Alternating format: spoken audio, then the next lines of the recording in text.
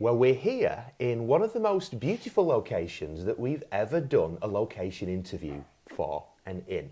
And I'm joined, and this is a real exclusive, because we've got one of the country's leading trainers of horses. Now, he is called Philip Hobbs, and this is where you live. But it's a shame we can't go outside, actually, but the weather just isn't good enough because you've got stables, you've got a track, you've got everything you would expect from horse professionals. I think that's the right phrase. Yeah, horse you're doing well, yeah. Is that okay? Yeah. So, Philip, thank you very much, first of all, because this is so interesting. Now, I couldn't help myself to start a conversation a few days ago with Philip and his team because it was just so interesting and so much to ask him. So tell us when your career started, because you are horses through and through, aren't you, really? Yeah. It's in your blood. Yeah, absolutely. Yeah. Well, we started training horses here in 1985, but for 10 years before that, I was a professional jockey before that. The riding career was fairly moderate. So in 10 years, I only rode 160 winners, which the champion jockey would probably ride that in 6 months. But then when we started training, things went better, thankfully. So we've been at it now for nearly 40 years. And it seems a strange question, especially with the career you've had, but why horses? Why are they so special?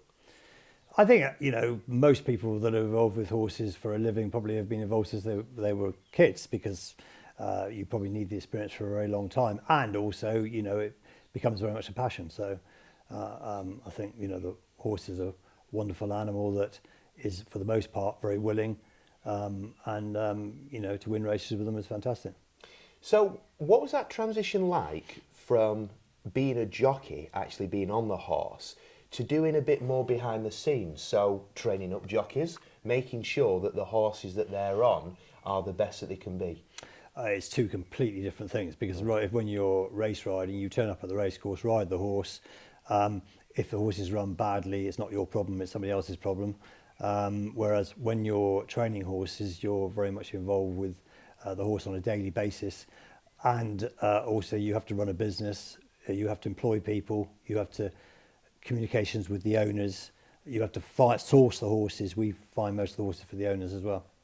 And when you say source the horses, so where do you start with that? Because there must be some leads that you get from other people saying, actually, we've got a potential champion here. Is that how it works? Yeah, we buy a lot of horses privately, but probably most at the sales, because there's various sales, horse sales, thoroughbred horses, they have to be thoroughbred to run in a race. So there's horse sales all through the year, probably 2 a month, either in France, Ireland or England. And do you know immediately that what you're seeing could be a champion horse? Could be is the word, yeah. You never know for sure until you get the horse and get the horse underway. Obviously, horses with more potential cost more money, but the ones with the best potential can be complete failures. So it's all a game of risk. And I think it was Johnson, who we will speak to later, actually, who was telling us that there has been occasions where somebody spent a lot of money because they think that this horse will be a champion because of maybe its parents, and it's been an absolute dud. Well, not just occasion; it happens regularly all the time. Okay. It's when you're buying horses, particularly unraced horses that never run before, you can only assess them on their conformation, what they look like, and their pedigree. And if those things are right, they've got more chance of being good. But there's lots of very expensive duds. And has there been horses that maybe other people have thought are duds and then they've gone on to be champions? Yes, that can happen as well. Probably not so often as the other way around, but certainly the unexpected ones can do well in races and can give people a lot of pleasure. And just quickly, because you are a very busy man, but I'm intrigued because a friend of mine is a football scout, and he says that how a player walks, the size of a player, the build of a player, you know more or less there and then before they've even kicked a ball if they will be at a certain level or not. Is it like that with a horse? Yes, to some extent, but there's one major difference. The footballer is only going to play in a football match because he wants to and because he can probably get a career out of it. A racehorse has no option. So therefore, the horse's attitude is very, very important, and it varies a lot. You know, some of them try very, very hard, some of them just aren't too bothered, and some won't do a tap. So it depends a lot on the horse. And we were talking yesterday, actually, a little bit about the value of horses. Now, as a person like me who knows nothing about horses at all, even I knew that if you've got a champion racehorse, is it racing horse or racehorse? Yeah, racehorse, yeah. Right. Racehorse, yeah. It will be worth a lot of money. But you were telling me that actually there's staggering value to a champion horse. Well, yes. The real top end, so a stallion who has been a very good racehorse and he's in real demand, that this is the real top end a racehorse could, or a stallion after racing can be worth £200 million. So that is the absolute top end. So a yearling being sold at the sales to go flat racing, and we're involved with jump racing, not flat racing. A yearling being sold, there's horses regularly sold for over £1 million, but the real top end is probably 7 or 8 million for a yearling that's never been run or not seen a racecourse.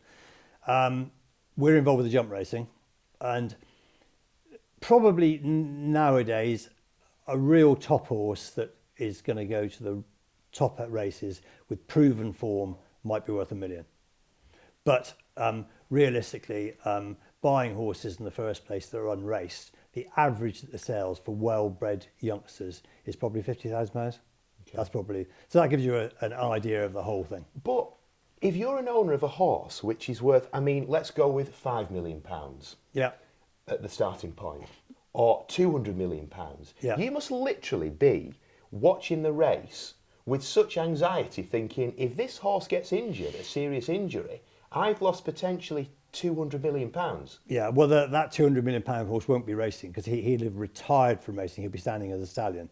A horse that's actually racing at the top end, could be worth 10, 20, 30 million, but he's not going to be worth the 200 million. But I mean, even that. I mean, imagine it in the stand. Yeah, yeah. And if that horse takes a tumble, yeah, you must be seeing pound size fall from the sky. Well, as I'm saying, we're involved with the jump racing, not so much the flat racing, and there's equal amounts in this country. There's jump racing goes through the winter months, flat racing through the summer months. That's essentially it. So we're not involved with sort of enormous figures for horses, although it's big enough anyway. So as I say, the top jump horses are certainly worth well into six figures, not probably quite into seven figures, with a very few exceptions. And just finally, can we have some tips for which horses we should be looking out for this season? Are there any that are sort of, I guess, do you call it on the grapevine that people are talking about, saying this could win the lot this year? Yeah, you were asking the wrong time of year, because for the jump race we're coming towards the end of the season because it finishes the end of April. So we've got the Grand National at this weekend coming, and then the season finishes the end of April, although like football as well and a lot of other sports, it is ongoing all the year round, but most of the racing for the jump race is through the winter months. Right. Philip, I know that you're so busy, so thank you very much for your time.